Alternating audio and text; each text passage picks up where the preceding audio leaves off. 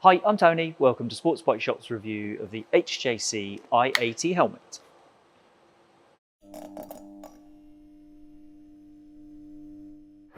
The HJC i80 combines two features that are popular with touring riders. It's a flip front helmet with a peak. It's replaced the C80 in HJC's range, and while this isn't a perfect helmet, I think it's better than the one it replaces. It costs £200 to £230 depending on the colour scheme, and it's a decent option if you want a peaked flip front helmet. So let's run through the details, and I'll also go through what I found when wearing this helmet out on the road. We've also got some customer feedback, as the i80's been on the market for almost a year as we record this. The shell, that's made from polycarbonate, and the helmet's overall weight for this size medium is 1790 grams. That is more respectable than the C80, the helmet that went before this one. That C80 was the heaviest helmet we've weighed for this project, so a 150 gram weight saving on this is welcome.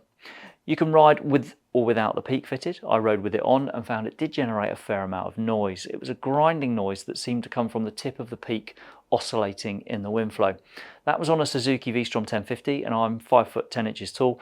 A taller or a shorter rider, or a 5 foot 10 rider on a different bike, could well have a different experience. The point of a peak on a helmet like this is to block glare from low sun. This one does help, but it does sit quite high, so it's not the most protective. Removing the peak and riding in what's called street mode will make for a sleeker experience, and I think it will mean reduced noise.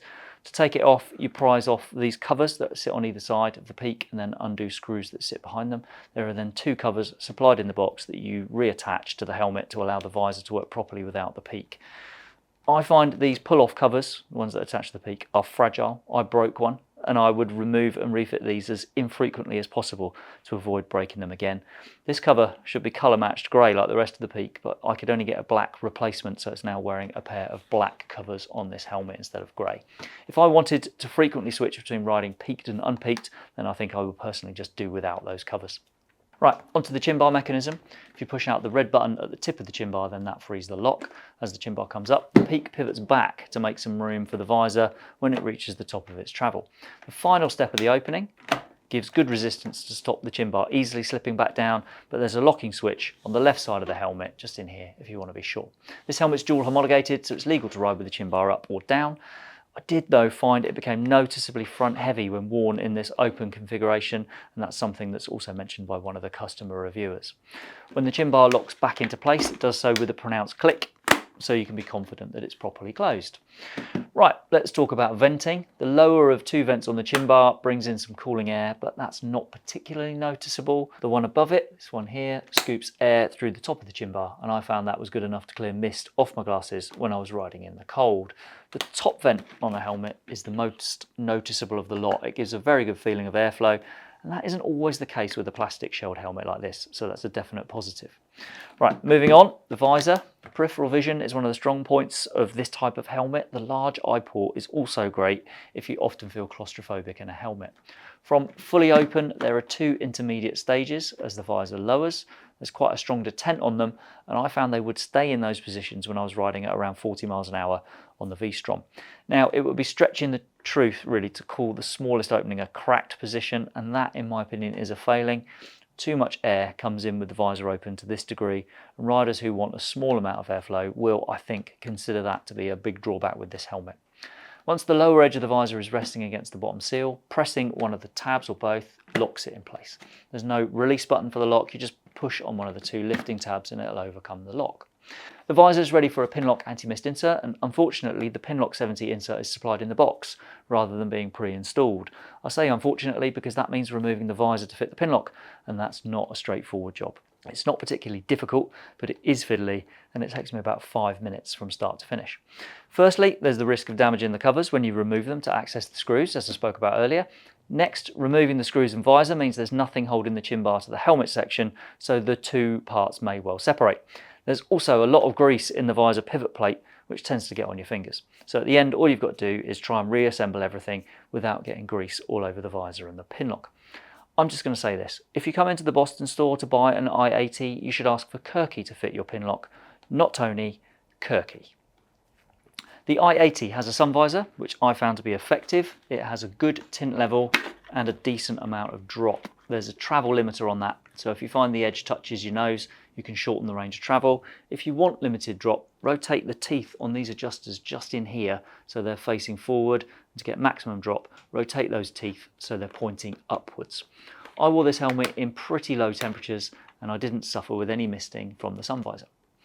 Okay, let's go inside. The comfort liner is made up of two parts, a skull pad and a second section that has both cheek pads connected to a neck roll. It's nothing particularly fancy, but it's comfortable enough and it is better than the most basic helmet liners. Thinner sections at the top of the cheek pads are designed to make it easy to fit spectacles inside the lid, and that worked a treat for me. It was really easy to put my specs on inside this helmet. The strap fastener is a micrometric buckle, which is pretty much a given on any flip front helmet. Now, intercom provision, that's something that's praised by customer reviewers because it's not restrictive. There's no preparation on this helmet for an HJC accessory intercom, and that makes it easier to fit your own choice of communications device. The recesses inside the helmet are big enough for 45mm speakers. Those are the biggest available on Sports Bike Shop as we record this. And there's also a dedicated section on the left edge for a clamp mount to slide around the shell, which makes it really easy to fit whichever control unit you want to add there. Okay then, sizing, approvals and pricing. The i80 comes in sizes from extra small up to double extra large. That's a range from 54cm up to 63cm. There are 3 shell sizes to cover that range. The smallest shell covers helmet sizes up to and including medium. Large gets its own shell, and XL and 2XL go in the biggest of the shells. I think the fit is more conventionally HJC on the i80 than on the C80 it's replaced. In the C80, that was one of the rare helmets where I had to go up from my usual medium to a large, but in this one I'm more normal size, medium, and I was very comfortable in that. If you've got experience of HJC's other helmets, then with this one I think you can be pretty confident that the sizing will match up to those. In terms of approvals, the i80 meets the ECE 2206 standard for the road, and as I said earlier, it's dual homologated, which means it's been safety tested as both an open face and a full face helmet.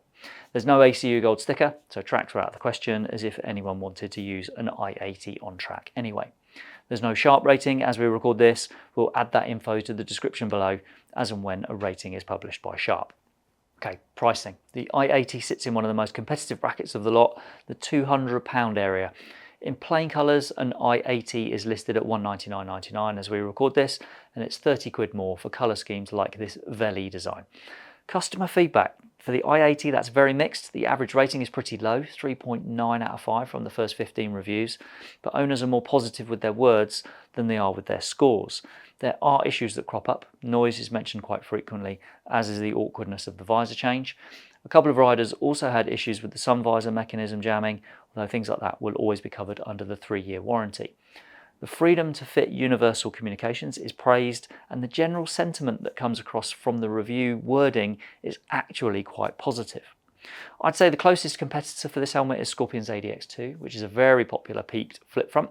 That has stronger ratings from customers with an average of 4.6 out of 5 after 70 reviews.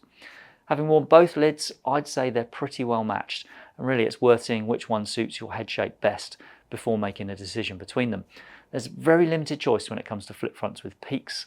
The HJC and Scorpion are well matched, like I say, and I personally think they're a little bit ahead of the Caberg Tormax X, which is the other option in this price range. Moving up in terms of money, the next step is to spend over £400 on a Nex X Life Country or over £500 on a Schubert E2. Those are both really good helmets, but it's a big price leap to get you there. Overall, if you don't plan on frequent peak swaps or visor swaps and you can cope without a cracked position on the visor, then the HJC is a really good option on all other fronts. I hope that tells you everything you wanted to know about the HJC i80, but if there is anything you'd like to ask or to add, then please pop a comment below. Thanks for watching.